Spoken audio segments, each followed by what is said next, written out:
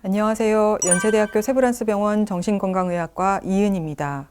오늘은 우울증 치료에 대해 말씀드리려고 합니다. 우울증 치료에 대해서는 여러 전문가가 여러 의견을 가지고 있습니다. 이런 것은 세계적으로도 마찬가지입니다. 똑같이 우울증이라고 부르더라도 천차만별로 다르기 때문입니다. 우울증을 마음의 감기라고 부르는 경우도 있지만 암 치료만큼이나 어려운 경우도 있습니다. 기침이라는 증상을 예로 들어 말씀드려 보겠습니다. 단순히 감기에 걸려서 생긴 기침은 치료를 하지 않아도 감기가 나오면 저절로 없어집니다. 하지만 기침의 원인이 단순한 감기가 아니라 폐렴이나 폐암일 수도 있습니다. 이렇듯 우울증 증상만으로는 우울증이 어떤 수준인지 알기 어렵기 때문에 우울증은 평가를 한 다음에 이에 따라서 적절한 치료가 정해지게 됩니다. 양극성 우울증, 주요 우울증, 신체 질환이나 다른 질환과 함께 존재해서 두 가지 치료를 동시에 고려해야 하는 경우의 우울증은 반드시 정신건강의학과 전문의와 상의해야 합니다. 오늘 제가 소개할 우울증의 치료는 2021년에 발간된 대한의학회 1차 의료용 근거기반 우울증 권고 요약본을 참조했습니다. 먼저 우울증의 약물 치료가 아닌 비약물 치료부터 말씀드리겠습니다. 우울증의 비약물 치료는 크게 정신치료, 또 교육, 생활 습관 개선 같은 것이 있습니다. 우울증 증상 개선의 효과가 증명된 치료법은 그 목적과 용도에 따라서 여러 가지가 있습니다. 대인관계 정신치료, 정신역동 정신치료, 인지행동치료, 행동활성화 기법, 문제 해결 정신치료, 마음챙김 인지치료, 단기 정신치료, 수용 전념 치료가 그들입니다.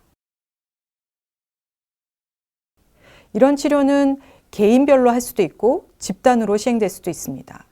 약물 치료와 이런 정신치료를 같이 받는 것은 약물 치료만 받거나 정신치료만 받는 경우에 비해 효과가 더 좋은 것으로 알려져 있습니다. 생활 습관 개선이라는 것은 우울증이 경한 경우, 즉 약한 우울증의 경우에는 효과가 있다고 알려져 있습니다. 그리고 또 주요 우울증 같이 중한 우울증에서는 생활 습관 개선이 항우울제 치료의 보조 치료로 사용될 수도 있습니다.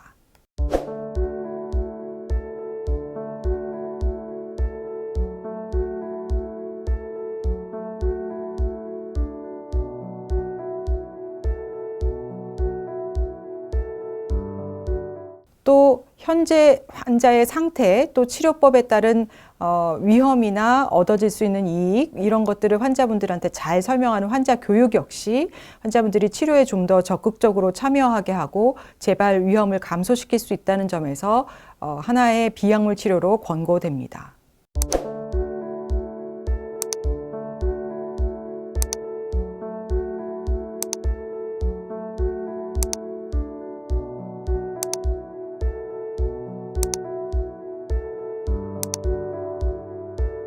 이제 약물 치료에 대해 말씀드리겠습니다. 우울증 중에 중한 우울증에 속하는 주요 우울장애의 경우 반드시 약물 치료를 받도록 권고하고 있습니다. 약물 치료를 통해 증상이 모두 없어지더라도 재발 방지를 위해서 유지 치료를 받아야 합니다. 주요 우울장애란 다음과 같은 진단 기준에 의해 진단됩니다. 다음의 증상 가운데 5가지 이상의 증상이 거의 매일 2주 연속으로 있어야 하고 증상 중에 적어도 하나는 우울한 기분이거나 흥미 혹은 즐거움의 상실이어야 합니다. 첫 번째, 거의 매일 지속되는 우울한 기분. 두 번째, 모든 일상 활동에서 흥미나 즐거움이 뚜렷이 저하됨. 세 번째, 체중 조절을 하지 않았는데도 체중이 감소하거나 증가하는 경우. 네 번째, 불면이나 과수면. 다섯 번째, 정신운동 초조나 정신운동 지연. 여섯 번째, 피로 혹은 활력의 상실. 일곱 번째, 무가치감 또는 과도하거나 부적절한 죄책감. 여덟 번째, 사고력이나 집중력의 감소, 우유부단함. 아홉 번째, 반복적으로 죽음을 생각하거나 구체적인 계획 없이 반복적으로 자살을 생각하거나 혹은 구체적인 계획을 세우는 자살에 대한 생각. 우울증 약물의 종류를 흔히 항우울제라고 부르는데요. 항우울제는 정확한 용어는 아닙니다. 많은 약들은 대부분 뇌에서 필요한 세로토닌을 충분히 만들어내는 역할을 합니다. 염증을 고치는 약을 간염 치료제 혹은 폐렴 치료제, 방광염 치료제를 항생제라고 부르지 항방광염약, 항폐렴약 이렇게 부르지는 않잖아요. 그런 것처럼 사실 항우울제도 정확한 용칭은 아니고 세로토닌을 만들어내는 약이라고 보는 것이 맞습니다. 그래서 이 세로토닌을 만들어내는 약들은 우울증뿐 아니라 공황장애, 식이장애 같이 세로토닌을 만들어낼 필요가 있는 질병일 경우에 사용됩니다.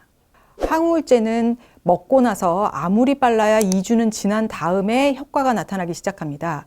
그래서 적절한 치료 효과를 보려고 할 때는 굉장히 오랜 시간이 걸리고 그리고 완전한 증상 해결을 위해서는 더 긴 시간이 필요합니다. 적절한 치료 반응을 보이는 경우 급성기 치료 이후에도 유지 치료를 하는데요. 주요 우울장애의 경우 6개월에서 12개월간의 유지 치료를 하는 것이 보통이고 주요 우울장애가 재발성의 경우에는 이것보다 더 긴 유지 치료를 하기도 합니다. 모니터링 때에는 환자분의 부작용은 없는지, 치료에 적극적으로 참여하고 있는지, 약은 잘 먹고 있는지 등을 평가하게 됩니다.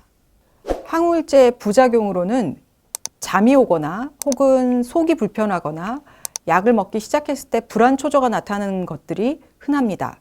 하지만 많은 경우 항우울제 부작용은 시간이 지나면서 점차 호전됩니다. 이런 부작용들은 주로 1, 2주 이내에 나타나고 뒤에는 없어지는 경우가 많습니다. 즉 약물에 대해서 적응 기간이 필요하다는 건데요.